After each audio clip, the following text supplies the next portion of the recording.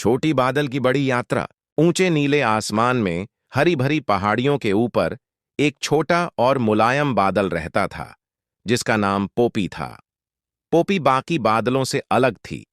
जहां दूसरे बादल एक ही जगह तैरते रहते, वहीं पोपी पूरी दुनिया घूमना चाहती थी। मैं पहाड़, समुद्र और रेगिस्तान देखना चाहती हूं, उसने अपने बादल दोस्तों से कहा। लेकिन बड़े बादल हंसने लगे। तुम बहुत छोटी हो पोपी, बूढ़े ग्रे बादल ने कहा। हवा तुम्हें दूर नहीं ले जाएगी, यहीं रहो जहां सुरक्षित हो। लेकिन पोपी को रुकना नहीं था। एक दिन सुबह जब हवा हल्की थी, उसने अपनी पूरी ताकत जुटाई और खुद को फुलाकर बड़ा बना लिया। मैं एक रोमांचक सफर पर जा रही हूं, उसने घोषणा की, और इससे पहले कि कोई उसे रोक पाता, वह हवा के साथ बह गई। पहले तो यात्रा बहुत मजेदार थी।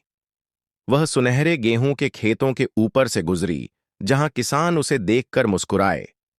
फिर वह एक चमचमाती नीली झील के ऊपर से गुजरी, जहां बच्चे उंगली उठाकर उसकी ओर इशारा करने लगे। पोपी बहुत खुश थी। वह दुनिया देख रही थी। लेकिन फिर हवा तेज हो गई और काले बादल आसमान में छा गए। तूफान आने वाला था। तेज हवा ने पोपी को और ऊपर धकेल दिया और वह डर गई। ओह नहीं, उसने घबराकर कहा। शायद मैं इस सफर के लिए तैयार नहीं थी। तभी उसे एक गहरी गरजती हुई आवाज सुनाई दी। छोटे बादल, क्या तुम खो गई हो? वह ग्रैंडफादर ठंडर थे, एक विशाल गहरे रंग का बादल जिनके अंदर बिजली की चमक थी। हां, पोपी ने धीरे से कहा। मैं दुनिया घूमना चाहती थी, लेकिन अब मुझे डर लग रहा है। ग्रैंडफादर ठंडर हंसे।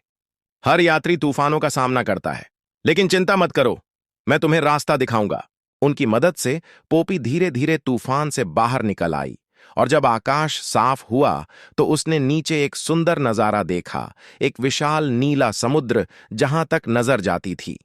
अब तुम्हारा एक जरूरी काम है, ग्रैंडफादर ठंडर ने कहा। पोपी ने नीचे देखा। समुद्र के किनारे एक सूखा हुआ गांव था, जहां पेड़ पौधे मुरझाए हुए थे। उसे समझ आ गया कि उसे क्या करना है। उसने गहरी सांस ली और धीरे धीरे अपनी बूंदों को गिराना शुरू किया। हल्की बारिश होते ही लोग खुशी से नाचने लगे। पौधे फिर से हरे हो गए और गांव के लोग आकाश की ओर देखकर मुस्कुराए। पोपी भी मुस्कुराई। उसने लंबा सफर किया, एक तूफान का सामना किया और आखिरकार किसी की मदद की। शायद बूढ़े ग्रे बादल गलत थे, छोटे बादल भी बड़े काम कर सकते हैं। उस दिन के बाद पोपी अपनी यात्रा जारी रखी। जहां भी जरूरत होती वहां बारिश लेकर जाती और हर सफर से कुछ नया सीखती।